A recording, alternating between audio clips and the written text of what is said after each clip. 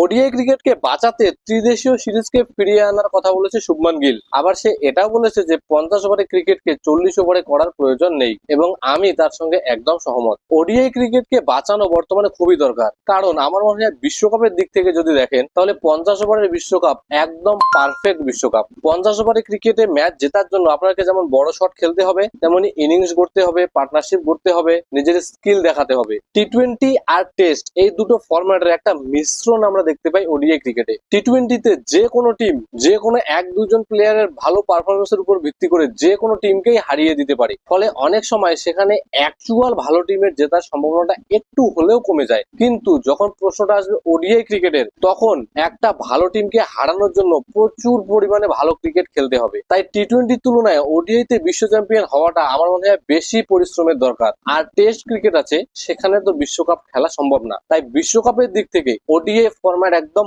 Best. তাই আমার মনে হয় 50 ওভারের ওডিআই ক্রিকেটটাই রাখা দরকার। 50 ওভারের ওডিআই ক্রিকেট এটা আমাদের কাছে একটা ইমোশন। আগে স্কুল থেকে বাড়িতে আসতাম, এসে ব্যাগ রেখে টিভি চালু করে দেখতাম কোহলি রোহিত একসাথে ব্যাটিং করছে, কোহলি 50 করছে, রোহিত 50 করছে, কোহলি 100 করছে, রোহিত 100 করছে, তাদের বড় পার্টনারশিপ হচ্ছে। রোহিত শর্মা প্রথমে ধরে ধরে খেলছে, 100 রান করছে 110 বল 15 বলে, এবং 100 থেকে 200 রানে পৌঁছে যাচ্ছে 30-40টা বলের মধ্যে।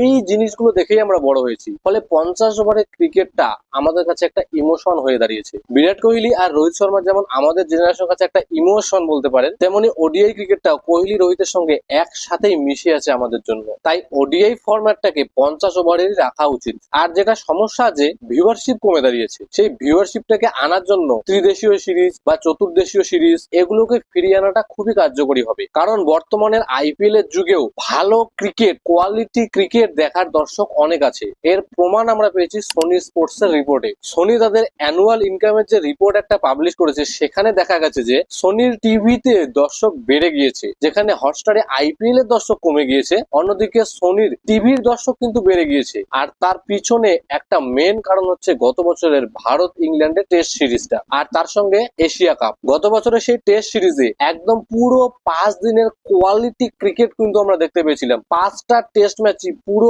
5 দিন গিয়েছে। প্রতিটা সেশনে আমরা লড়াই দেখতে পেয়েছি, কখনো ভারত এগিয়ে, কখনো ইংল্যান্ড এগিয়ে। কোনো টিমই কিন্তু হাল ছাড়েনি। একদম পুরো 25 দিনের কোয়ালিটি ক্রিকেট সেখানে হয়েছিল। আর তার ফলাফল দেখুন, দর্শকও সেই ম্যাচগুলো দেখেছে। ওডিআইতে যেটা একটা মেন সমস্যা হয়ে দাঁড়ায় যে ভালো টপ লেভেলের টিমগুলো যেমন ইন্ডিয়া, অস্ট্রেলিয়া, ইংল্যান্ড এগুলো বাদে বাকি দলগুলো এই দলগুলোর সঙ্গে কিন্তু টেক্কাই দিতে পারে না ওডিআই ক্রিকেটে। ফলে হাড্ডাহাড্ডি লড়াইয়ের ম্যাচ হয় না। আর সেই হাড্ডাহাড্ডি লড়াইয়ের ম্যাচ যদি না হয়, দর্শক কমে যায়। এবার সেই হাড্ডাহাড্ডি লড়াইয়ের ক্রিকেটটাকে, সেই কোয়ালিটি ক্রিকেটটাকে ফিরিয়ে আনার একটা ভালো উপায় হচ্ছে এই ত্রিদেশীয় সিরিজ বা চতুর্দেশীয় সিরিজ। ভাবুন তো, Bharat, Australia, England, south Africa, অথবা ভারত, অস্ট্রেলিয়া, নিউজিল্যান্ড এই দলগুলো যদি একটা সিরিজ খেলে, সেখানে দর্শক কেন হবে না? প্রতিটা ম্যাচে যদি কোয়ালিটি ক্রিকেট হয়, দর্শক অবশ্যই আসবে। খেলা দেখার সময় একটা জিনিস লক্ষ্য করবেন, যখন ইংল্যান্ড, অস্ট্রেলিয়া বা দক্ষিণ আফ্রিকার মাঠে খেলা হয়, তখন খেলাগুলো দেখতে বেশি ভালো লাগে। এক্সপিরিয়েন্সটা তখন বেশি ভালো হয়। ইন্ডিয়ার মাঠে খেলা দেখার তুলনায় তখনকার এক্সপিরিয়েন্সটা বেশি ভালো হয়। তাহলে যদি ইংল্যান্ড বা অস্ট্রেলিয়ার মাঠে, ধরুন ভারত, ইংল্যান্ড আর অস্ট্রেলিয়া